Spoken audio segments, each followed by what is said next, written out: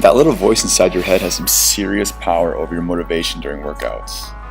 I see it time and time again that people say they can't do something or that they don't have the drive to keep continuing on with their workout or diet routine.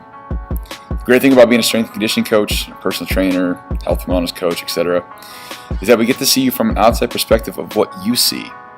Great coaches have an innate ability to record every training session and movement pattern a person has inside their heads. This ability allows us to have this immediate recall of knowing whether you really can or can't complete something. A great coach also then will utilize the information they have and use it to motivate you as best as they can. If your coach or trainer can't do that amongst many other things, then they suck. Finished up one of our sessions this morning, pretty light group, and decided to stick around and get a little bit of a workout in. I haven't been able to actually work out, but I think 2 times this week, and they were very brief. I just did a couple exercises just because of how busy we were. So I'm just getting a little bit of movement in, getting some leg work done. I feel like I've been neglecting them.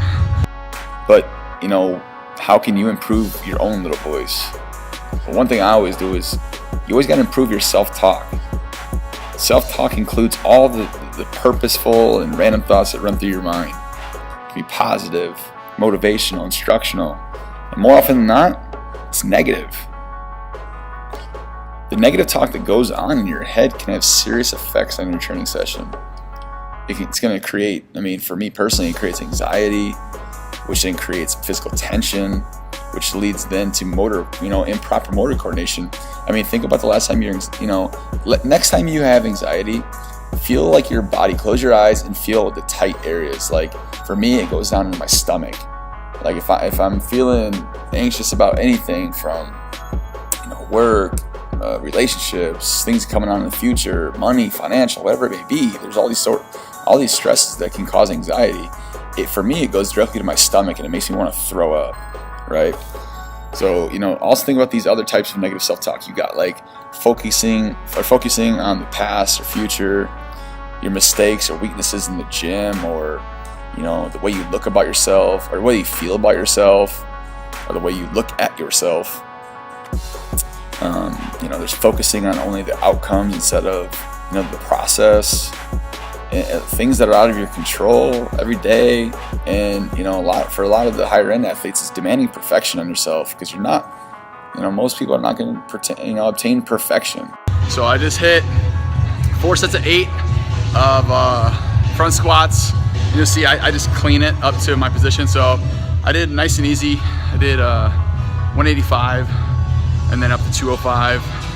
Just say nothing heavy, just nothing crazy, 4x8. And now I'm doing a little bit of the Kaiser squat. If you guys saw, or you will see, I wanted to see what my power's at and what my endurance is at.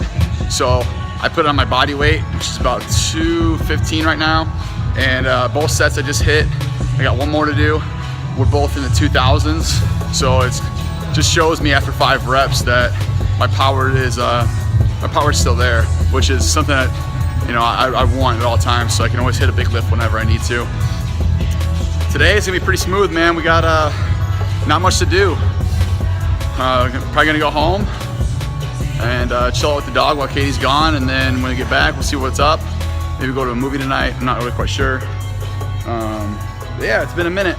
So enjoy the rest of the workout, and we'll see what we get into. That's a long-term goal. It's not something that's obtainable right now.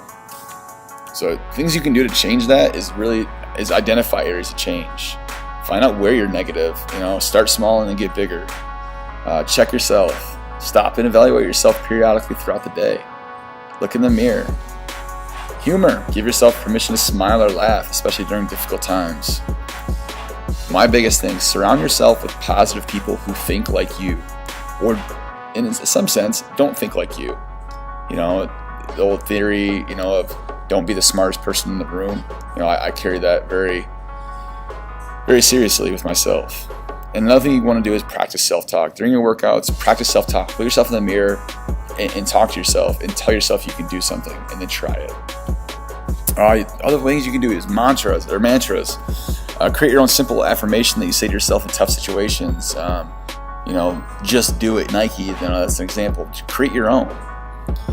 Scenarios. Think about scenarios. Think about how you would react in a certain scenario or how you wouldn't react in a certain scenario, and really envision yourself in that, and close your eyes and put yourself and feel the anxiety. Feel that whatever you're going to feel, and then talk yourself out of it. Work through it. It's just like practice. It's like shooting a jump shot. You can do that stuff. Use the mental images that you have and create an atmosphere of tension, and work through it and figure out the way that you're going to solve it when it does happen in real life. Give these techniques a shot, and let me know what you guys think. I want to get into more psychological stuff with you guys, and in ways that can help you as a coach, that things that I do with my athletes or with people you may know that I work with. To me, psychological aspect of training is 90% of everything. So stay tuned for more, and we'll talk to you guys next time.